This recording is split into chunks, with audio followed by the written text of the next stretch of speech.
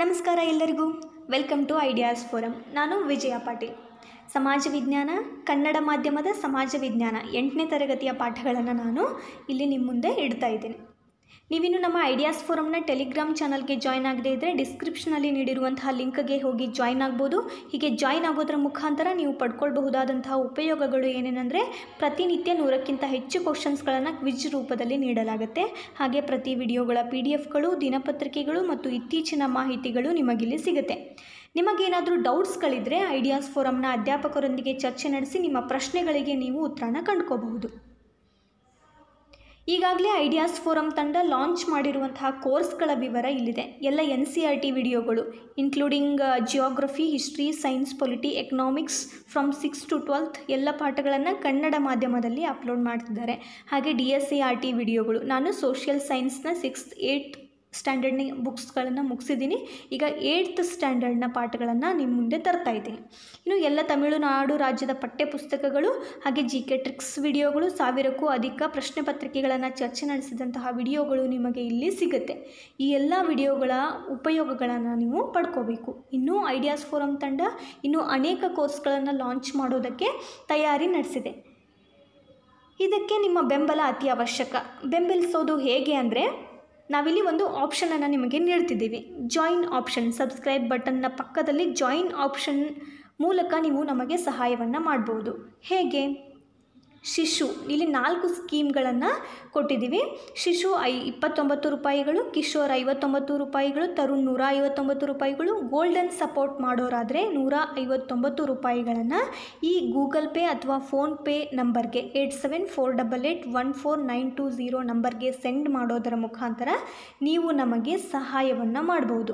ಇದನ್ನು ನಾವು ಏನಕ್ಕೆ ಉಪಯೋಗಿಸ್ಕೋತೀವಿ ಅಂದರೆ, ನಮ್ಮ ಟೆಕ್ನಾಲಜಿ ಅಳವಡಿಕೆಗಾಗಿ ಉಪಯೋಗಿಸ್ಕೋತೀವಿ. ಹೆಚ್ಚಿಗೆ ಬಂದಂಥ ಹಣವನ್ನು ನಾವು ಬಡ ವಿದ್ಯಾರ್ಥಿಗಳ ಏಳ್ಗೆಗಾಗಿ ಮತ್ತು ಅವರ ವಿದ್ಯಾಭ್ಯಾಸಕ್ಕಾಗಿ ಸಹಾಯವನ್ನು ಮಾಡ್ತೀವಿ. ಹೀಗೆ ಸಹಾಯ ಮಾಡೋಕ್ಕೆ ಆಗದೇ ಇದ್ದ ಪಕ್ಷದಲ್ಲಿ ಏನು ಮಾಡ್ಬೋದು, ನೀವು ಸಬ್ಸ್ಕ್ರೈಬ್ ಮಾಡೋದರ ಮೂಲಕ ನಮಗೆ ಬೆಂಬಲವನ್ನು ಸೂಚಿಸಬಹುದು.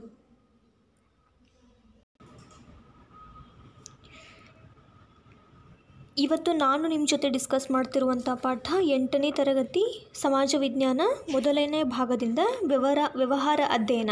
ಇದು 15ನೇ ಪಾಠ ಈ ಬುಕ್ನಿಂದ. ಬಟ್ ವ್ಯವಹಾರ ಅಧ್ಯಯನ ಭಾಗದಿಂದ ಇದು ಮೊದಲನೆಯ ಪಾಠ.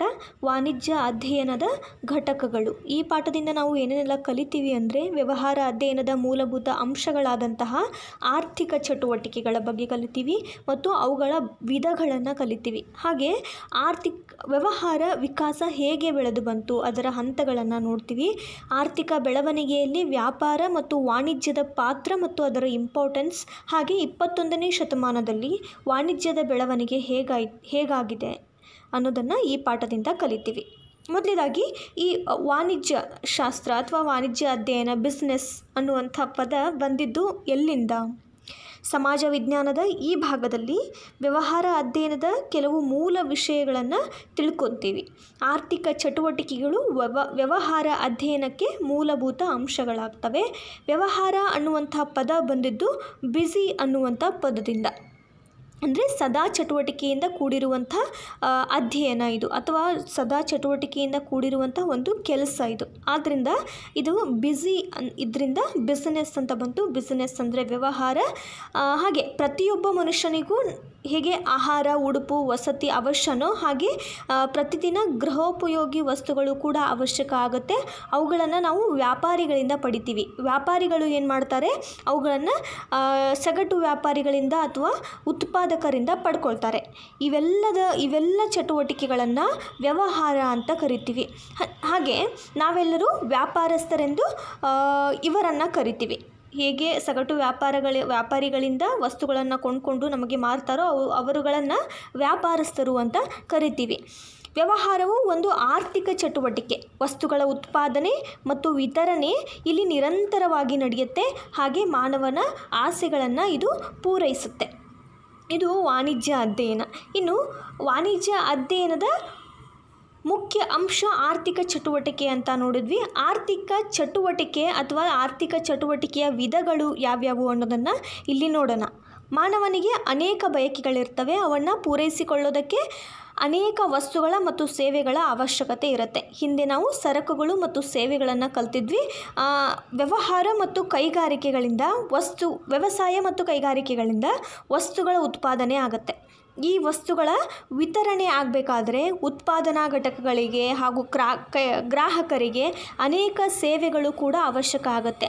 ಅಂದರೆ ರಸ್ತೆಗಳು, ಹಾಗೆ ವಾಹನಗಳ ಒಂದು ಅನುಕೂಲತೆ, ವಸ್ತುಗಳ ಉತ್ಪಾದನೆ, ಅವುಗಳ ವಿತರಣೆ ಹಾಗೂ ಸೇವೆಗಳನ್ನು ಒದಗಿಸುವ ಚಟುವಟಿಕೆಗಳನ್ನು ಆರ್ಥಿಕ ಚಟುವಟಿಕೆಗಳು ಅಂತ ಕರಿತೀವಿ. ಆ ಆರ್ಥಿಕ ಚಟುವಟಿಕೆಗಳನ್ನು ಹೀಗೆ 3 ವಿಧಗಳಲ್ಲಿ ವಿಂಗಡಿಸಲಾಗುತ್ತೆ: ವ್ಯವಹಾರ, ವೃತ್ತಿ ಮತ್ತು ಉದ್ಯೋಗ.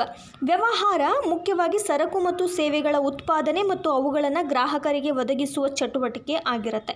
ಉದಾಹರಣೆಗೆ ಅಂಗಡಿಗಳು ವ್ಯವಹಾರದಲ್ಲಿ ಬರ್ತವೆ. ಇನ್ನು ವೃತ್ತಿ ಮುಖ್ಯವಾಗಿ ವಿಶಿಷ್ಟವಾದಂತಹ ತಾಂತ್ರಿಕ ಮತ್ತು ತಜ್ಞ ಪರಿಣಿತ ಸೇವೆಗಳನ್ನು ಸಲ್ಲಿಸುವ ಚಟುವಟಿಕೆ. ಅಂದರೆ ಲೆಕ್ಕ ಪರಿಶೋಧಕರು, ವಕೀಲರು, ವೈದ್ಯರು, ಆಡಳಿತ ಸಲಹೆಗಾರರು ಇವರೆಲ್ಲರೂ ವೃತ್ತಿಯಲ್ಲಿ ಬರ್ತಾರೆ. ಇನ್ನು ಉದ್ಯೋಗ ಅಂದರೆ ಏನು? ಉದ್ಯೋಗ ಅಥವಾ ಸೇವೆಗಳ ವೇತನ ಅಥವಾ ಕೂಲಿಯ ಪ್ರತಿಫಲಕ್ಕಾಗಿ ಉದ್ಯೋಗದಾತ ನೀಡಿದಂತಹ ಕೆಲಸವನ್ನು ಉದ್ಯೋಗಿ ನಿರ್ವಹಿಸುವ ಚಟುವಟಿಕೆಯನ್ನು ಉದ್ಯೋಗ ಅಂತ ಕರಿತೀವಿ. ಫಾರ್ ಎಕ್ಸಾಂಪಲ್, ಬೇಸಾಯದಲ್ಲಿ ಇರುವಂತಹ ಕಾರ್ಮಿಕರು ಹಾಗೆ ಕೈಗಾರಿಕಾ ಕಾರ್ಮಿಕರು ಇವರು ಉದ್ಯೋಗವನ್ನು ಮಾಡ್ತಾರೆ. ಉದ್ಯೋಗದಾತನನ್ನು ಉದ್ಯಮಪತಿ ಅಥವಾ ಯಜಮಾನ ಅಂತ ಕರೀತಾರೆ. ಅವನು ವೇತನ ಅಥವಾ ಕೂಲಿಯನ್ನು ಕೊಟ್ಟು ಕೆಲಸ ಮಾಡಿಸ್ಕೊಳ್ತಾನೆ. ಉದ್ಯೋಗಿ ಅಂತಂದರೆ ಉದ್ಯೋಗದಾತ ಹೇಳಿದಂತಹ ಕೆಲಸವನ್ನು ವೇತನಕ್ಕಾಗಿ ಮಾಡುವವನು, ಅವನನ್ನು ನೌಕರ ಅಂತ ಕರಿಬಹುದು. ಇವು ಆರ್ಥಿಕ ಚಟುವಟಿಕೆಯ ವಿಧಗಳು. ಇನ್ನು ವಿನಿಮಯ. ವ್ಯಾಪಾರ ಅಂತಂದರೆ ಅಲ್ಲಿ ವಿನಿಮಯ ಇದ್ದೇ ಇರುತ್ತೆ. ವಿನಿಮಯ ಅಂದರೆ ಏನು? ವಸ್ತುಗಳು ಮತ್ತು ಸೇವೆಗಳು ಗ್ರಾಹಕರಿಗೆ ವಿತರಣೆಯಾಗೋದಕ್ಕೆ ವಿನಿಮಯ ಅಂತ ಕರೀತಾರೆ. ಇದು ಉತ್ಪಾದನೆ ಮತ್ತು ಬಳಕೆಯ ನಡುವೆ ಕೊಂಡಿಯಂತೆ ಕಾರ್ಯನಿರ್ವಹಿಸುತ್ತೆ. ಇದು ಉತ್ಪಾದನೆ ಆದ ವಸ್ತುಗಳನ್ನು ಬಳಕೆಯಾಗುವಲ್ಲಿ ಮುಟ್ಟಿಸುವಂತಹ ಒಂದು ಕಾರ್ಯ. ಯಾವುದೋ ಜಾಗದಲ್ಲಿ ಉತ್ಪಾದನೆಯಾಗುವಂತಹ ವಸ್ತುಗಳು ಮತ್ಯಾವುದೋ ಜಾಗದಲ್ಲಿ ಬಳಕೆಯಾಗೋದಕ್ಕೆ ಸೇರಬೇಕಾಗುತ್ತೆ. ವಸ್ತುಗಳ ಉತ್ಪಾದನೆಯ ಪ್ರಕ್ರಿಯೆಯಲ್ಲಿ ಉತ್ಪಾದಕರು ಮಾರುಕಟ್ಟೆ ಪರಿಶೀಲನೆ, ಸಾಗಾಣಿಕೆ, ಬೆಲೆಯನ್ನು ನಿರ್ಧಾರ ಮಾಡೋದು, ವಸ್ತುಗಳ ಸಂಗ್ರಹಣೆಯನ್ನು ಮಾಡೋದು, ವಸ್ತುಗಳ ಬಗ್ಗೆ ಜಾಹೀರಾತನ್ನು ನೀಡೋದು, ಹಣಕಾಸಿನ ಸೌಲಭ್ಯಗಳು ಮುಂತಾದವುಗಳನ್ನು ಗಣನೆಗೆ ತೆಗೆದುಕೊಳ್ತಾರೆ. ಈ ಎಲ್ಲ ಅಂಶಗಳು ವಸ್ತುಗಳ ವಿನಿಮಯ ಚಟುವಟಿಕೆಯಲ್ಲಿ ಇರುತ್ತೆ. ಈಗ ವಸ್ತುಗಳ ವಿನಿಮಯ ಸುಲಭ ಆಗಿದೆ. ಯಾವುದೇ ವಸ್ತುವನ್ನು ಬೇಕಾದರೂ ಹಣಕ್ಕೆ ವಿನಿಮಯ ಮಾಡ್ಕೋಬಹುದು. ಈ ವಿನಿಮಯ ಪದ್ಧತಿ ವ್ಯಾಪಾರಕ್ಕೆ ನಾಂದಿ ಆಯಿತು ಅಂತ ಹೇಳಲಾಗುತ್ತೆ. ಮೊದಲು ವ್ಯಾಪಾರ ಹೇಗೆ ನಡೀತಿತ್ತು, ವ್ಯವಹಾರ ಹೇಗೆ ನಡೀತಿತ್ತು, ವಸ್ತು ವಿನಿಮಯಗಳ ಬೇಸ್ ಮೇಲೆ ನಡೀತಿತ್ತು. ಆದರೆ ಈಗ ಹಣ ವಿನಿಮಯ ಮಾಡಿಕೊಂಡು ಅಥವಾ ಹಣ ವಿನಿಮಯ ಮಾಡಿಕೊಳ್ಳೋದರ ಮೂಲಕ ನಾವು ವ್ಯವಹಾರವನ್ನು ನಡೆಸ್ಬೋದು. ಇದು ವಿನಿಮಯ. ಇನ್ನು ವ್ಯವಹಾರದ ವಿಕಸನ ಹೇಗಾಯಿತು? ಇದು ಮಾನವನಿಗೆ ಮೊದಲು ಸ್ಥಳದಿಂದ ಸ್ಥಳಕ್ಕೆ ವಲಸೆಯನ್ನು ಹೋಗ್ತಿದ್ರು. ಆಮೇಲೆ ಒಂದು ಕಡೆ ನೆಲೆಯನ್ನು ಊರಿದ್ರು, ಅಲ್ಲಿ ಬೆಳೆಯನ್ನು ಬೆಳೆದ್ರು, ಆಮೇಲೆ ಪ್ರಾಣಿ ಸಾಕಾಣಿಕೆಯನ್ನು ಮಾಡಿದ್ರು. ಹೀಗೆ ಹಂತ ಹಂತವಾಗಿ ನಮ್ಮ ವ್ಯವಹಾರ ಜ್ಞಾನ ಬೆಳ್ಕೋತಾ ಬಂತು. ಇದನ್ನು ಇಲ್ಲಿ ನೋಡೋಣ. ವ್ಯವಹಾರ ಅಂತಂದರೆ ಮನುಷ್ಯನ ಯಾವುದೇ ಆರ್ಥಿಕ ಚಟುವಟಿಕೆ ಅಂತ ಹೇಳಬಹುದು. ವ್ಯವಹಾರ ಉತ್ಪಾದನೆ, ವ್ಯಾಪಾರ, ಕೈಗಾರಿಕೆ, ಬ್ಯಾಂಕಿಂಗ್, ವಿಮೆ ಏಜೆನ್ಸಿ, ಜಾಹೀರಾತು, ಹಾಗೆ ಸಾರಿಗೆ ಮತ್ತು ಇತರ ಅಂಶಗಳನ್ನು ಕೂಡ್ಕೊಂಡಿರುತ್ತೆ. ವಸ್ತು ಮತ್ತು ಸೇವೆಗಳನ್ನು ಗ್ರಾಹಕರಿಗೆ ಒದಗಿಸುವ ಚಟುವಟಿಕೆಯನ್ನು ವ್ಯವಹಾರ ಅಂತ ಹೇಳಬಹುದು.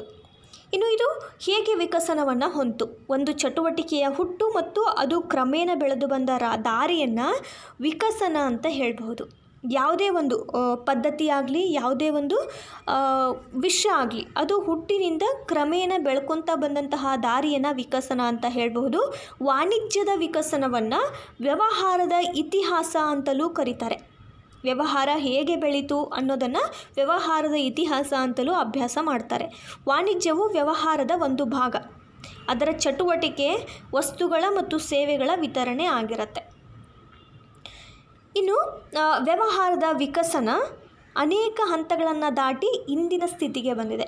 ಇಂದು ಹಲವಾರು ಕ್ಷೇತ್ರಗಳಲ್ಲಿ ವ್ಯವಹಾರದಲ್ಲಿ ನಾವು ಮುಂದಿದ್ದೀವಿ. ಹಣವನ್ನು ವಿನಿಮಯ ಮಾಡಿಕೊಳ್ಳೋದರ ಮೂಲಕ ನಾವು ವ್ಯವಹಾರವನ್ನು ಮಾಡ್ತೀವಿ. ಇಲ್ಲಿಯವರೆಗೆ, ಈ ಹಂತದವರೆಗೆ, ವಸ್ತು ವಿನಿಮಯದಿಂದ ಹಿಡಿದು ಇಲ್ಲಿಯವರೆಗೆ ಯಾವ ರೀತಿಯ ವ್ಯವಹಾರ ವಿಕಸನವನ್ನು ಹೊಂದಿದೆ ಅನ್ನೋದನ್ನು ಇಲ್ಲಿ ನೋಡೋಣ. ಇಲ್ಲಿ ವ್ಯವಹಾರದ ವಿಕಸನದ ಹಂತಗಳನ್ನು ಕೊಟ್ಟಿದ್ದಾರೆ. ಮೊದಲನೇದು ಬೇಟೆಗಾರಿಕೆ ಮತ್ತು ಮೀನು ಹಿಡಿಯುವ ಹಂತ. ಇದು ನಮ್ಮ ಪೂರ್ವಜರು ಅಂದರೆ ಸ್ಟಾರ್ಟಿಂಗ್ ಪೀಪಲ್ ಇದನ್ನು ಆರ್ಥಿಕ ಬೆಳವಣಿಗೆಯ ಮೊದಲ ಹಂತ ಅಂತ ಕರೆದ್ರು. ಈ ಅವಧಿಯಲ್ಲಿ ಮಾನವರು ಅಲೆಮಾರಿಗಳಾಗಿದ್ದರು. ಅವರು ಒಂದೇ ಸ್ಥಳದಲ್ಲಿ ನೆಲೆಯೂರಿರಲಿಲ್ಲ. ಒಂದು ಸ್ಥಳದಿಂದ ಇನ್ನೊಂದು ಸ್ಥಳಕ್ಕೆ ವಲಸೆಯನ್ನು ಹೋಗ್ತಿದ್ರು. ಆಹಾರಕ್ಕಾಗಿ, ವಸತಿಗಾಗಿ, ಯಾವುದೇ ಪ್ರಕೃತಿ ವಿಕೋಪಗಳು ಸಂಭವಿಸಿದಾಗ ಅವರು ಒಂದು ಸ್ಥಳದಿಂದ ಇನ್ನೊಂದು ಸ್ಥಳಕ್ಕೆ ವಲಸೆಯನ್ನು ಹೋಗ್ತಿದ್ರು. ಒಂದು ಜಾಗದಿಂದ ಮತ್ತೊಂದು ಸ್ಥಳಕ್ಕೆ ಸ್ಥಳಾಂತರವನ್ನು ಮಾಡ್ತಿದ್ರು. ಪ್ರಾಣಿಗಳನ್ನು ಬೇಟೆ ಆಡ್ತಿದ್ರು, ನದಿ ಕೊಳಗಳಲ್ಲಿ ಮೀನುಗಳನ್ನು ಹಿಡಿತಿದ್ರು, ಗೆಡ್ಡೆಗೆಣಸು, ಹಣ್ಣು, ಕಾಯಿಗಳನ್ನು ಆರಿಸ್ತಿದ್ರು. ಪ್ರಾಣಿಗಳ ಮಾಂಸ, ಗೆಡ್ಡೆಗೆಣಸುಗಳು, ಮೀನು ಅವರ ಆಹಾರ ಆಗಿತ್ತು. ಚಳಿ, ಗಾಳಿ, ಮಳೆಗಳಿಂದ ರಕ್ಷಿಸಿಕೊಳ್ಳೋದಕ್ಕೆ ಪ್ರಾಣಿಗಳ ಚರ್ಮವನ್ನು ಅವರು ಉಪಯೋಗಿಸ್ತಿದ್ರು. ಗುಹೆಗಳಲ್ಲಿ ಅಥವಾ ಮರದ ಪೊಟರೆಗಳಲ್ಲಿ ಇವರು ವಾಸ ಮಾಡ್ತಿದ್ರು. ಈ ಹಂತದಲ್ಲಿ ಯಾವುದೇ ಆರ್ಥಿಕ ಚಟುವಟಿಕೆಗಳು ಬೆಳವಣಿಗೆಯನ್ನು ಕಾಣಲಿಲ್ಲ. ನಂತರ ಬಂತು ಪ್ರಾಣಿ ಸಾಕಾಣಿಕೆಯ ಹಂತ. ಈ ಹಂತದಲ್ಲಿ ಮಾನವರು ಪ್ರಾಣಿಗಳನ್ನು ಸಾಕೋದನ್ನು ಕಲಿತರು. ಮೊದಲು ದನಗಳು, ಕುರಿಗಳು ಏನಾಗ್ತಿತ್ತು, ಒಂದು ಸ್ಥಳದಿಂದ ಇನ್ನೊಂದು ಸ್ಥಳಕ್ಕೆ ಹೋದಾಗ ಅವರಿಗೆ ಆಹಾರದ ಅಭಾವ ಕಾಣಿಸ್ತಿತ್ತು. ಅವರು ತಾವು ಬೇಟೆಯಾಡಿದಂತಹ ಪ್ರಾಣಿಗಳನ್ನು ಬೇಯಿಸ್ಕೊಂಡು ತಿಂತಿದ್ರು. ಉಳಿದಂಥ ಪ್ರಾಣಿಗಳನ್ನು ಅವರು ತಮ್ಮ ಜೊತೆ ಕರ್ಕೊಂಡು ಹೋಗ್ತಿದ್ರು. ಅದು ಅವರ ಯೋಚನೆಯಲ್ಲಿ ಬಂತು. ಪ್ರಾಣಿ ಸಾಕಾಣಿಕೆ ಮಾಡೋದರಿಂದ ನಮಗೆ ಉಪಯೋಗ ಆಗುತ್ತೆ ಅನ್ನೋ ಯೋಚನೆ ಮಾನವನಲ್ಲಿ ಬಂದಾಗ ಪ್ರಾಣಿ ಸಾಕಾಣಿಕೆಯ ಒಂದು ಬೆಳವಣಿಗೆ ಆಯಿತು. ಈ ಪ್ರಾಣಿಗಳು ಅವರಿಗೆ ಆಹಾರ ಮತ್ತು ಹೊದಿಕೆಯನ್ನು ಪೂರೈಸ್ತಿದ್ವು. ಪ್ರಾಣಿಗಳ ಮೇವಿಗಾಗಿ ಹುಲ್ಲುಗಾವಲುಗಳನ್ನು ಹುಡುಕೊಂಡು ಒಂದು ಜಾಗದಿಂದ ಮತ್ತೊಂದು ಜಾಗಕ್ಕೆ ಇವರು ವಲಸೆಯನ್ನು ಹೋಗ್ತಿದ್ರು. ಈ ಹಂತದಲ್ಲಿ ಮಾನವರು ಸ್ವಲ್ಪ ಉತ್ತಮ ಮಟ್ಟಕ್ಕೆ ಹೋದರು. ಆದರೆ ವಾಣಿಜ್ಯದ ಬೆಳವಣಿಗೆ ಅಷ್ಟೊಂದು ಕಂಡುಬರಲಿಲ್ಲ. ನಂತರ ಬರೋದು ಕೃಷಿ ಮತ್ತು ಬೇಸಾಯ ಹಂತ. ಇವರು ಒಂದು ಕಡೆಯಿಂದ ಇನ್ನೊಂದು ಕಡೆ ವಲಸೆ ಹೋಗುವಾಗ ಅನೇಕ ಕಡೆ ಅವರಿಗೆ ಅನುಕೂಲಕರವಾದಂತಹ ವಾತಾವರಣ ಇರ್ತಿತ್ತು. ಹಲವಾರು ಕಾಡುಗಳು ಅಲ್ಲಿ ಸಹಜವಾಗಿ ಬೆಳೀತಿದ್ವು. ಅದನ್ನು ಕಂಡಂತಹ ಮಾನವರು ಒಂದು ಕಡೆ ನೆಲೆ ನಿಲ್ಲಕ್ಕೆ ಶುರು ಮಾಡಿದರು. ಆಗ ಕಾಳುಗಳನ್ನು ಸಂಗ್ರಹ ಮಾಡಿ ಬಿತ್ತಿ ಬೆಳೆಯನ್ನು ಬೆಳೆಯೋದಕ್ಕೆ ಶುರು ಮಾಡಿದರು. ಅಲ್ಲಿ ಕೃಷಿ ಶುರುವಾಯಿತು ಮತ್ತು ವಾಣಿಜ್ಯ ಚಟುವಟಿಕೆಯ ಪ್ರಾರಂಭವೂ ಕೂಡ ಆಯಿತು. ಒಂದು ನಿರ್ದಿಷ್ಟ ಜಾಗದಲ್ಲಿ ವಾಸಿಸೋದಕ್ಕೆ ಶುರು ಮಾಡಿದ ನಂತರ ಇವರು ಗುಂಪುಗಳಲ್ಲಿ ವಾಸ ಮಾಡೋದಕ್ಕೆ ಶುರು ಮಾಡಿದರು. ವಾಣಿಜ್ಯ ಚಟುವಟಿಕೆಗಳು ಇಲ್ಲಿ ಶುರುವಾದರು. ಗ್ರಾಮಗಳು ಮತ್ತು ಸಮುದಾಯಗಳು ಹುಟ್ಕೊಂಡವು. ಶ್ರಮದ ವಿಭಜನೆ ಪ್ರಾರಂಭ ಆಯಿತು. ಇನ್ನು ಕುಶಲಕರ್ಮಿಗಳ ಹಂತ. ಬೇಸಾಯಗಾರರಿಗೆ ಹಲವು ಉಪಕರಣಗಳು ಬೇಕಾದವು. ಇಲ್ಲಿ ಕೃಷಿ ಹಂತದಲ್ಲಿ ಕೃಷಿ ಮಾಡೋದಕ್ಕೆ ಶುರು ಆದಮೇಲೆ ಆ ಕೃಷಿಗಾಗಿ ಹಲವಾರು ಉಪಕರಣಗಳು ಬೇಕಾಗಿದ್ದರಿಂದ ವಾಸಕ್ಕೆ ಮನೆಗಳನ್ನು ಕಟ್ಕೋಬೇಕಾಗಿತ್ತು. ಅದಕ್ಕಾಗಿ ಕೆಲವು ಜನರು ತಮ್ಮ ಮನೆಗಳಲ್ಲಿ ವ್ಯವಸಾಯಕ್ಕೆ ಬೇಕಾದಂತಹ ಉಪಕರಣಗಳನ್ನು ಮಾಡೋದು, ಕೆಲವರು ಮನೆಗಳನ್ನು ಕಟ್ಟೋದು ಮುಂತಾದ ಕಸುಬುಗಳನ್ನು ಪ್ರಾರಂಭ ಮಾಡಿದರು. ಇವರನ್ನು ಕುಶಲಕರ್ಮಿಗಳು ಅಂತ ಕರೆದ್ರು. ಇವರು ಬೇಸಾಯಗಾರರಿಗೆ ಸಲಕರಣೆಗಳನ್ನು ಒದಗಿಸಿ ಅವರಿಂದ ತಮಗೆ ಬೇಕಾದಂತಹ ಆಹಾರ ಪದಾರ್ಥಗಳನ್ನು ವಿನಿಮಯ ಮಾಡ್ಕೊಳ್ತಿದ್ರು. ವಸ್ತು ವಿನಿಮಯ ಪದ್ಧತಿ ಇಲ್ಲಿ ರೂಢಿಗೆ ಬಂತು. ಕುಶಲಕರ್ಮಿಗಳ ಹಂತದಲ್ಲಿ ವಸ್ತು ವಿನಿಮಯ ಪದ್ಧತಿ ರೂಢಿಗೆ ಬಂತು. ಇಂದೂ ಸಹ ಗ್ರಾಮಾಂತರ ಪ್ರದೇಶದಲ್ಲಿ ಕುಶಲಕರ್ಮಿಗಳನ್ನು ಕಾಣ್ತೀವಿ. ಕಾಲಕ್ರಮೇಣ ಈ ಕುಶಲಕರ್ಮಿಗಳು ತಮ್ಮ ಪ್ರಗತಿಗಾಗಿ ತಮ್ಮದೇ ಆದಂತಹ ವೃತ್ತಿ ಸಂಘಗಳನ್ನು ಸ್ಥಾಪಿಸ್ಕೊಂಡ್ರು. ಈ ವೃತ್ತಿ ಸಂಘಗಳು ಪ್ರಾಮುಖ್ಯತೆಯನ್ನು ಪಡೆದವು. ಇನ್ನು ವಸ್ತು ವಿನಿಮಯ ಪದ್ಧತಿಯ ಹಂತ. ಶ್ರಮ ವಿಭಜನೆ ಹೆಚ್ಚು ವೇಗವಾಗಿ ವಸ್ತುಗಳನ್ನು ಉತ್ಪಾದಿಸೋದಕ್ಕೆ ಸಾಧ್ಯ ಆಯಿತು.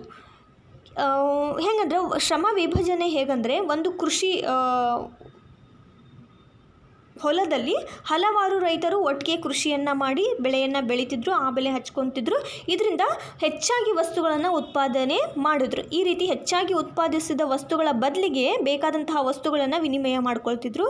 ವಸ್ತುಗಳನ್ನು ನೇರವಾಗಿ ವಸ್ತುಗಳಿಗೆ ವಿನಿಮಯ ಮಾಡಿಕೊಳ್ಳುವಂತಹ ಪದ್ಧತಿಗೆ ವಸ್ತು ವಿನಿಮಯ ಪದ್ಧತಿ ಅಂತ ಕರೆದ್ರು. ಈ ಹಂತದಲ್ಲಿ ಅನೇಕ ಸಮಸ್ಯೆಗಳು ಎದುರಾದವು. ಯಾವ್ಯಾವಂದರೆ ಬಯಕೆಗಳ ಮರು ಹೊಂದಾಣಿಕೆಯ ಕೊರತೆ ಆಯಿತು.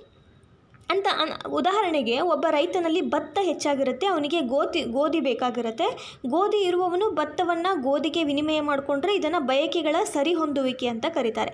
ಬಟ್ ಏನಾಯಿತು, ಅನೇಕ ವೇಳೆ ಒಂದು ಪದಾರ್ಥದ ಬದಲಾಗಿ ಇನ್ನೊಂದು ಪದಾರ್ಥ ಪಡೆಯುವ ಬಯಕೆಗಳಿಗೆ ಸರಿ ಹೊಂದಿರಲಿಲ್ಲ. ಅಂದರೆ ಹೆಚ್ಚಾಗಿ ಭತ್ತ ಹೊಂದಿದಂತಹ ವ್ಯಕ್ತಿ ಗೋಧಿ ಬೇಕಾಗಿರುತ್ತೆ, ಅವನು ಭತ್ತವನ್ನು ಕೊಟ್ಟು ಗೋಧಿಯನ್ನು ಕೊಂಡುಕೊಳ್ಬೇಕಾಗಿರುತ್ತೆ. ಆದರೆ ಯಾವುದೇ ಒಬ್ಬ ವ್ಯಕ್ತಿ ಹೆಚ್ಚಾಗಿ ಗೋಧಿಯನ್ನು ಹೊಂದಿರೋದಿಲ್ಲ.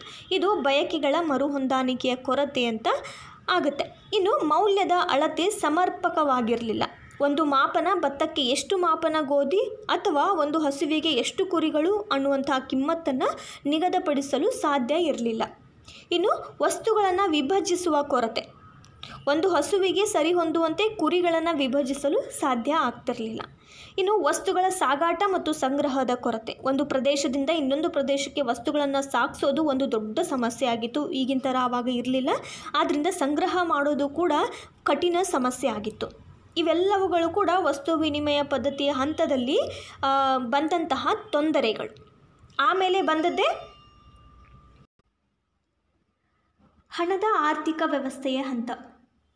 ಡೈರೆಕ್ಟಾಗಿ ಕಾಗದದ ಹಣ ಚಾಲನೆಗೆ ಬರಲಿಲ್ಲ. ವ್ಯವಹಾರದ ವಿನಿಮಯ ಪದ್ಧತಿ ಏನಿತ್ತೋ, ವಸ್ತುಗಳ ವಿನಿಮಯ ಪದ್ಧತಿ, ಆ ಎಲ್ಲ ಸಮಸ್ಯೆಗಳನ್ನು ನಿವಾರಿಸೋದಕ್ಕೋಸ್ಕರ ಹಲವಾರು ಮಾಧ್ಯಮಗಳನ್ನು ಉಪಯೋಗಿಸಿದ್ರು. ಅಂದರೆ ಮೊದಲನೇದಾಗಿ ಪ್ರಾಣಿಗಳ ಚರ್ಮ ಮತ್ತು ಕವಡೆಯನ್ನು ಉಪಯೋಗಿಸೋದಕ್ಕೆ ಶುರು ಮಾಡಿದರು ವಿನಿಮಯ ವಸ್ತುಗಳಾಗಿ. ನಂತರ ಕ್ರಮೇಣ ಏನಾಯಿತು, ಲೋಹಗಳ ವಿನಿಮಯ, ಲೋಹಗಳ ಆಧಾರದ ಮೇಲೆ ಲೋಹಗಳನ್ನು ಒಂದು ನಿರ್ದಿಷ್ಟ ತೂಕ ಮತ್ತು ಆಕಾರಕ್ಕೆ ತಂದು ಅವುಗಳನ್ನು ಮಾಧ್ಯಮವಾಗಿ ಉಪಯೋಗಿಸೋದಕ್ಕೆ ಶುರು ಮಾಡಿದರು.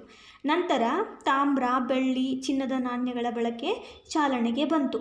ಇಲ್ಲೂ ಕೂಡ ಸಾಗಾಣಿಕೆ ಕಷ್ಟ ಆಯಿತು. ಆದ್ದರಿಂದ ಕಾಗದದ ಹಣ ಚಾಲನೆಗೆ ಬಂತು. ಈ ಕಾಗದದ ಹಣಕ್ಕೆ ಕೇಂದ್ರ ರಿಸರ್ವ್ ಬ್ಯಾಂಕ್ ಪೂರ್ಣ ಜವಾಬ್ದಾರಿ ಹೊತ್ತಿದ್ದು ಇದು ಸಂಕೇತದ ಹಣ ಆಗಿರುತ್ತೆ. ಚೆಕ್ಕುಗಳು, ಡ್ರಾಫ್ಟ್ಗಳು, ವಾಗ್ದಾನ ಪತ್ರಗಳು, ಕ್ರೆಡಿಟ್ ಕಾರ್ಡ್ ಮತ್ತು ಡೆಬಿಟ್ ಕಾರ್ಡ್ ಮುಂತಾದ ಬ್ಯಾಂಕ್ ಹಣ ಚಾಲ್ತಿಯಲ್ಲಿದೆ. ಇದು ಹಣದ ಆರ್ಥಿಕ ವ್ಯವಸ್ಥೆಯ ಹಂತ. ನಂತರ ಪಟ್ಟಣಗಳ ಆರ್ಥಿಕತೆಯ ಹಂತ ಬಂತು. ವಿನಿಮಯಕ್ಕೆ ಬದಲಾಗಿ ಹಣ ಬಳಸುವ ಪದ್ಧತಿ ರೂಢಿಗೆ ಬಂದ ಮೇಲೆ ವಾಣಿಜ್ಯದ ಪ್ರಗತಿ ತೀವ್ರಗತಿಯಲ್ಲಿ ಸಾಗ್ತು. ಜನರು ಹೆಚ್ಚಾಗಿ ವಸ್ತುಗಳನ್ನು ಉತ್ಪಾದಿಸೋದಕ್ಕೆ ಪ್ರಾರಂಭ ಮಾಡಿದ್ರು. ಅವರೆಲ್ಲರೂ ಒಟ್ಟಾಗಿ ವಸ್ತುಗಳ ವಿನಿಮಯಕ್ಕಾಗಿ ಒಂದೆಡೆ ಸೇರ್ತಿದ್ರು. ಇದನ್ನೇ ಮಾರುಕಟ್ಟೆ ಅಂತ ಕರೆದ್ರು. ವಸ್ತು ವಿನಿಮಯಕ್ಕಾಗಿ ಹಣ ಕೊಟ್ಟು ಅಥವಾ ವಸ್ತುಗಳನ್ನು ಕೊಂಡುಕೊಳ್ಳೋದಕ್ಕೆ ಜನ ಒಂದು ಕಡೆ ಸೇರೋದನ್ನು ಮಾರುಕಟ್ಟೆ ಅಂತ ಕರೆದ್ರು. ಇಲ್ಲಿಗೆ ಸ್ಥಳೀಯ ಮಾರುಕಟ್ಟೆಗಳ ಪ್ರಾರಂಭ ಆಯಿತು. ಈ ಮಾರುಕಟ್ಟೆಗಳು ಪಟ್ಟಣಗಳಾಗಿ ಪರಿವರ್ತನೆ ಆದವು ಹಾಗೂ ಉತ್ಪಾದನಾ ವಸ್ತುಗಳನ್ನು ಪೂರೈಸುವ ಕೇಂದ್ರಗಳಾಗಿ ಮಾರ್ಪಟ್ಟವು. ವ್ಯಾಪಾರಸ್ಥರು ಅಸ್ತಿತ್ವಕ್ಕೆ ಬಂದರು. ಇವರು ಕುಶಲಕರ್ಮಿಗಳನ್ನು ಒಂದೆಡೆ ಬರಮಾಡಿಕೊಂಡು ಕಚ್ಚಾ ಪದಾರ್ಥಗಳನ್ನು ಸಂಗ್ರಹಿಸಿ ಅವರಿಂದ ಕೆಲಸ ಮಾಡಿಸ್ಕೊಳ್ತಿದ್ರು. ಹಾಗೆ ತಯಾರಾದ ವಸ್ತುಗಳನ್ನು ಗ್ರಾಮಗಳಿಗೆ ಸರಬರಾಜು ಮಾಡ್ತಿದ್ರು. ಈ ಹಂತದಲ್ಲಿ ವಾಣಿಜ್ಯ ಮುಖ್ಯವಾಗಿ ಅಭಿವೃದ್ಧಿ ಹೊಂದಿತು ಹಾಗೂ ಮಾರುಕಟ್ಟೆಗಳ ಉದ್ದಗಲಕ್ಕೆ ಬೆಳೆದವು. ಪಟ್ಟಣಗಳ ಆರ್ಥಿಕ ಹಂತದಲ್ಲಿ ವ್ಯವಹಾರ ಅತಿ ಮುಖ್ಯವಾಗಿ ಬೆಳವಣಿಗೆ ಹಂತ ಆಗಿ ಕಾಣುತ್ತೆ. ಇನ್ನು ಅಂತಾರಾಷ್ಟ್ರೀಯ ವ್ಯಾಪಾರ ಹಂತ. ಸಾಮಾನ್ಯಕ್ಕೆ 15 ಮತ್ತು 16ನೇ ಶತಮಾನಗಳಲ್ಲಿ ಭೌಗೋಳಿಕ ಅನ್ವೇಷಣೆಗಳು ಪ್ರಾರಂಭ ಆದವು. ಏನಾಯಿತು, ಕೊಲಂಬಸ್ ಅಮೇರಿಕಾವನ್ನು ಕಂಡುಹಿಡಿದ್ರು. ವಾಸ್ಕೋಡಿಗಾಮ ಭಾರತಕ್ಕೆ ಹೊಸ ಜಲಮಾರ್ಗವನ್ನು ಕಂಡುಹಿಡಿದ್ರು. ಪೋರ್ಚುಗೀಸ್ ದೇಶದ ಮೆಗಲ್ಲನ್ ವಿಶ್ವ ಪರ್ಯಟನೆ ಮಾಡ್ತಾ ನಡುವಲ್ಲಿ ಇವನು ಕೊಲೆಯಾಗ್ತಾನೆ. ಪೋರ್ಚುಗೀಸ್ ದೇಶದ ಮೆಗಲ್ಲನ್ ಸ್ಪೇನ್ ದೇಶದ ದೊರೆಯ ಸಹಾಯದಿಂದ ವಿಶ್ವ ಪರ್ಯಟನೆಯನ್ನು ಮಾಡ್ತಾನೆ. ಹಡಗಿನಲ್ಲಿ ಸ್ಪೇನ್ನ ಬಿಟ್ಟು ದಕ್ಷಿಣ ಅಮೇರಿಕಾದ ದಕ್ಷಿಣ ಭೂಶಿರವನ್ನು ದಾಟಿ ಪೆಸಿಫಿಕ್ ಸಾಗರವನ್ನು ಸೇರ್ತಾನೆ. ಅಲ್ಲಿಂದ ಫಿಲಿಪೈನ್ಸ್ ದ್ವೀಪವನ್ನು ಸೇರಿ ಅಲ್ಲಿ ಅವನು ಕೊಲೆಯಾಗ್ತಾನೆ. ಆದರೆ ಅವನ ಹಡಗು ವಿಕ್ಟೋರಿಯಾ ಪೂರ್ತಿ 3 ವರ್ಷಗಳ ನಂತರ ಸ್ಪೇನ್ ದೇಶಕ್ಕೆ ಹಿಂದಿರುಗುತ್ತೆ. ಈ ಹಂತದಲ್ಲಿ ವಿಶ್ವ ಪರ್ಯಟನೆ ಮಾಡಿದ ಮೊದಲ ಹಡಗು ವಿಕ್ಟೋರಿಯಾ ಅಂತ ಆಗುತ್ತೆ. ಬ್ರಿಟನ್ನಿನಲ್ಲಾದಂತಹ ಕೈಗಾರಿಕಾ ಕ್ರಾಂತಿ, ಭೌಗೋಳಿಕ ಅನ್ವೇಷಣೆಗಳು ವಾಣಿಜ್ಯದ ಬೆಳವಣಿಗೆಗೆ ಬಹಳವಾಗಿ ಸಹಾಯ ಮಾಡಿದ್ವು. ಎಲ್ಲರೂ ವಿಶ್ವ ಪರ್ಯಟನೆಯನ್ನು ಮಾಡಿ ಅಥವಾ ಜಲಮಾರ್ಗಗಳನ್ನು ಭೂಮಾರ್ಗಗಳನ್ನು ಕೊಂಡುಕೊಂಡು ವ್ಯಾಪಾರಕ್ಕೆ ಇದು ನಾಂದಿ ಆಯಿತು. ಉತ್ಪಾದನೆಯು ಬೃಹತ್ ಪ್ರಮಾಣದಲ್ಲಿ ಸ್ಥಳೀಯ ಬೇಡಿಕೆಗಳಿಗೆ ಮಾತ್ರ ಅಲ್ಲದೆ ಇತರ ದೇಶಗಳ ಬೇಡಿಕೆಗಾಗಿಯೂ ಉತ್ಪಾದಿಸಲು ಪ್ರಾರಂಭ ಆಯಿತು. ಗುಣಮಟ್ಟದ ವಸ್ತುಗಳು, ಯಂತ್ರಗಳ ಸಹಾಯದಿಂದ ಅಧಿಕ ಪ್ರಮಾಣದಲ್ಲಿ ಉತ್ಪಾದನೆಯಾಗೋದಕ್ಕೆ ಶುರುವಾಯಿತು. ಅಂತಾರಾಷ್ಟ್ರೀಯ ಮಾರುಕಟ್ಟೆ ಇಲ್ಲಿ ಪ್ರಾರಂಭ ಆಯಿತು. ಸಾರಿಗೆ ಮತ್ತು ಸಂಪರ್ಕ ಸಾಧನೆಗಳಲ್ಲಿ ಉಂಟಾದಂತಹ ಕ್ರಾಂತಿ ಏನಾಯಿತು, ಮಾರುಕಟ್ಟೆ ವಿಕಸನ ಆಗಲು ಸಾಧ್ಯ ಆಯಿತು. ವಸ್ತುಗಳ ಉತ್ಪಾದನೆ ಕೇವಲ ಒಂದು ದೇಶಕ್ಕೆ ಸೀಮಿತ ಆಗದೆ ವಿಶ್ವದ ಮಾರುಕಟ್ಟೆಗೂ ಈ ಹಂತದಲ್ಲಿ ವ್ಯಾಪಿಸ್ತು. ಇದು ಅಂತಾರಾಷ್ಟ್ರೀಯ ವ್ಯಾಪಾರ ಹಂತ ಬೆಳೆದಂತಹ ರೀತಿ. ಇನ್ನು ಆರ್ಥಿಕ ಬೆಳವಣಿಗೆಯಲ್ಲಿ ವ್ಯಾಪಾರ ಮತ್ತು ವಾಣಿಜ್ಯದ ಪಾತ್ರ ಏನು ಮತ್ತು ಅದರ ಪ್ರಾಮುಖ್ಯತೆ ಏನು? ವ್ಯಾಪಾರ ಅಂತಂದರೆ ಸರಕುಗಳನ್ನು ಕೊಳ್ಳೋದು, ಮಾರೋದು ಆಗಿದೆ.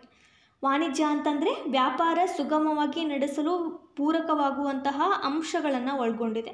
ಈ ಪೂರಕ ಅಂಶಗಳು ಯಾವ್ಯಾವು ಅಂತಂದರೆ ಹೀಗೆ ಸಾಗಾಣಿಕೆ, ವಿಮೆ, ಬ್ಯಾಂಕಿಂಗ್, ಉಗ್ರಾಣ, ಜಾಹೀರಾತು ಮುಂತಾದವು.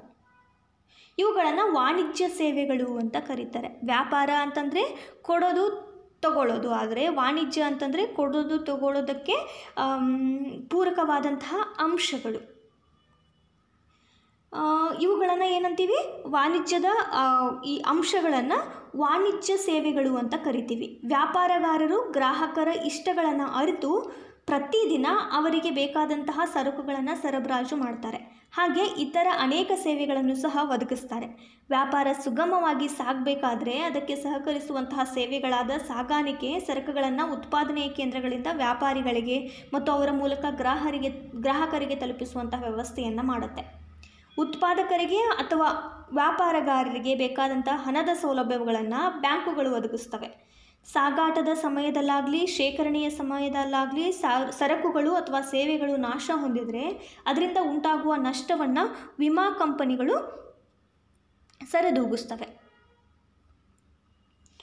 ಇನ್ನು ಯಾವುದೋ ಕಾಲದಲ್ಲಿ ಉತ್ಪಾದನೆಯಾದಂತಹ ವಸ್ತುಗಳು ಮತ್ಯಾವುದೋ ಕಾಲದಲ್ಲಿ ಗ್ರಾಹಕರಿಗೆ ಬೇಕಾಗ್ತವೆ. ಇದರಿಂದ ಉಗ್ರಾಣಗಳ ವ್ಯವಸ್ಥೆ ಬೇಕಾಗುತ್ತೆ. ವೈಜ್ಞಾನಿಕ ತಂತ್ರಜ್ಞಾನಗಳನ್ನು ಅಳವಡಿಸ್ಕೊಂಡಿರುವಂತಹ ಸರಕುಗಳ ಶೇಖರಣೆ ಸಹಾಯ ಬೇಕಾಗುತ್ತೆ. ಆದ್ದರಿಂದ ಇಲ್ಲಿ ಸರಕು ಸೇವೆಗಳ ಸಂಗ್ರಹ ವ್ಯವಸ್ಥೆಯು ಕೂಡ ಇರುತ್ತೆ.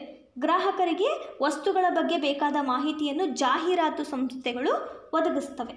ಈ ಎಲ್ಲ ಸೇವೆಗಳು ವಾಣಿಜ್ಯ ಕ್ಷೇತ್ರಕ್ಕಷ್ಟೇ ಸೀಮಿತ ಆಗಿರದೆ ಸಮಾಜಕ್ಕೂ ಕೂಡ ಅನೇಕ ರೀತಿಯ ಸೇವೆಗಳನ್ನು ಸಲ್ಲಿಸ್ತವೆ.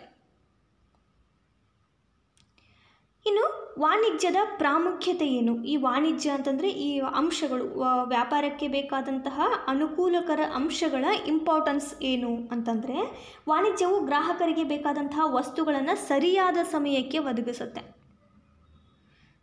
ಇಲ್ಲಿ ನಾವು ಸಾರಿಗೆ ವ್ಯವಸ್ಥೆಯನ್ನು ನೋಡಿದ್ರೆ, ಉಗ್ರಾಣ ವ್ಯವಸ್ಥೆಯನ್ನು ನೋಡಿದ್ರೆ ಜನರಿಗೆ ಬೇಕಾದಂತಹ ವಸ್ತುಗಳನ್ನು ಅವರ ಬೇಕಾದ ಕಾಲಕ್ಕೆ ಒದಗಿಸುವ ವ್ಯವಸ್ಥೆಯನ್ನು ವಾಣಿಜ್ಯ ಮಾಡುತ್ತೆ.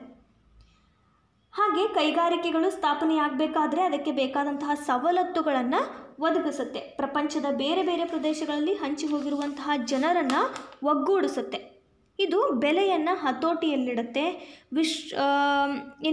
ವಿಷಯ ವಿನಿಮಯದ ಮೂಲಕ ಸಾಂಸ್ಕೃತಿಕ ಬೆಳವಣಿಗೆಗೂ ಇದು ಸಹಕರಿಸುತ್ತೆ ಮತ್ತು ದೇಶದ ಆರ್ಥಿಕ ಬೆಳವಣಿಗೆಗೆ ಇದು ಸಹಾಯ ಮಾಡುತ್ತೆ. ಇದು ವಾಣಿಜ್ಯದ ಪ್ರಾಮುಖ್ಯತೆ. ಇನ್ನು 21ನೇ ಶತಮಾನದಲ್ಲಿ ವಾಣಿಜ್ಯದ ಬೆಳವಣಿಗೆಯನ್ನು ನೋಡೋದಾದರೆ 21ನೇ ಶತಮಾನವನ್ನು ಮಾಹಿತಿ ತಂತ್ರಜ್ಞಾನದ ಯುಗ ಅಂತ ಕರಿಬಹುದು. 21ನೇ ಶತಮಾನವನ್ನು ಮಾಹಿತಿ ತಂತ್ರಜ್ಞಾನದ ಯುಗ ಅಂತ ಕರೀತಾರೆ. ಅಂತರ್ಜಾಲ ಅಂದರೆ ಇಂಟರ್ನೆಟ್, ಬ್ಯಾಂಕಿಂಗ್, ವಿಮಾ ಸೇವೆ, ಖಾಸಗೀಕರಣ, ಟೆಲಿಮಾರುಕಟ್ಟೆ ಹಾಗೂ ವಿದ್ಯುನ್ಮಾನ ಜಾಹೀರಾತುಗಳು, ಈ ಎಲ್ಲ ವ್ಯವಸ್ಥೆ ಗ್ರಾಹಕನು ವಸ್ತು ಮತ್ತು ಸೇವೆಗಳನ್ನು ಅತಿ ಶೀಘ್ರವಾಗಿ ಪಡೆಯೋದಕ್ಕೆ ಉಪಯುಕ್ತ ಆಗುತ್ತೆ.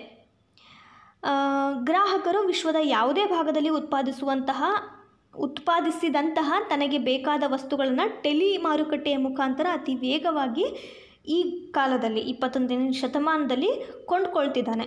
ಇಂದಿನ ಉತ್ಪಾದಕರು ವಿದ್ಯುನ್ಮಾನ ಜಾಹೀರಾತು ವ್ಯವಸ್ಥೆಯ ಮೂಲಕ ವಿಶ್ವದ ಎಲ್ಲೆಡೆ ಗ್ರಾಹಕರನ್ನು ಆಕರ್ಷಿಸುತ್ತಿದ್ದಾರೆ. ಬಹುರಾಷ್ಟ್ರೀಯ ಕಂಪನಿಗಳು ಅನೇಕ ರಾಷ್ಟ್ರದಲ್ಲಿ ಕಾರ್ಯನಿರ್ವಹಿಸ್ತಿವೆ. ಇವುಗಳಿಂದ ಉತ್ಪಾದನೆಯಾದಂತಹ ವಸ್ತುಗಳು ವಿಶ್ವ ಮಾರುಕಟ್ಟೆಗೆ ಸರಬರಾಜು ಮಾಡೋದಕ್ಕೆ ಸಹಾಯ ಆಗ್ತಿದೆ. ಈ ಕಂಪನಿಗಳು ಬೃಹತ್ ಪ್ರಮಾಣದಲ್ಲಿ ವಸ್ತುಗಳನ್ನು ಉತ್ಪಾದನೆ ಮಾಡ್ತಿವೆ. ವಿಶೇಷ ಗುಣಮಟ್ಟದ ವಸ್ತುಗಳನ್ನು ಪೈಪೋಟಿ ದರದಲ್ಲಿ ಗ್ರಾಹಕನಿಗೆ ಪೂರೈಸ್ತಾ ಇವೆ. ಒಟ್ಟಿನಲ್ಲಿ ವಾಣಿಜ್ಯದ ಅಭಿವೃದ್ಧಿ ದಾಪುಗಾಲು ಹಾಕ್ತಾ ನಡೀತಾ ಇದೆ. ಇದು 21ನೇ ಶತಮಾನದಲ್ಲಿ ವಾಣಿಜ್ಯದ ಬೆಳವಣಿಗೆ. ಈ ಪಾಠದಲ್ಲಿ ನಾವು ವ್ಯವಹಾರ ಅಂದರೆ ಏನು, ವಾಣಿಜ್ಯ ಅಂದರೆ ಏನು, ಆರ್ಥಿಕ ಚಟುವಟಿಕೆಗಳ ವಿಧಗಳು ಯಾವುವು ಮತ್ತು ವ್ಯವಹಾರ ವಿಕಸನ ಹೊಂದಿದಂತಹ ಹಂತಗಳನ್ನು ನೋಡಿದ್ವಿ. ಹಾಗೆ 21ನೇ ಶತಮಾನದಲ್ಲಿ ವಾಣಿಜ್ಯದ ಬೆಳವಣಿಗೆ ಹೇಗಾಗ್ತಿದೆ ಅನ್ನೋದನ್ನು ನೋಡಿದ್ವಿ. ಈ ವಿಡಿಯೋ ನಿಮಗೆ ಇಷ್ಟ ಆಗಿದ್ದರೆ ಲೈಕ್ ಮಾಡಿ, ಶೇರ್ ಮಾಡಿ ಮತ್ತು ಸಬ್ಸ್ಕ್ರೈಬ್ ಮಾಡಿ. ಮುಂದೆ 8ನೇ ತರಗತಿಯ ಸಮಾಜ ವಿಜ್ಞಾನದ 2ನೇ ಭಾಗದ ಮೊದಲ ಪಾಠದೊಂದಿಗೆ ನಾನು ನಿಮ್ಮ ಜೊತೆ ಬರ್ತೀನಿ. Thank you.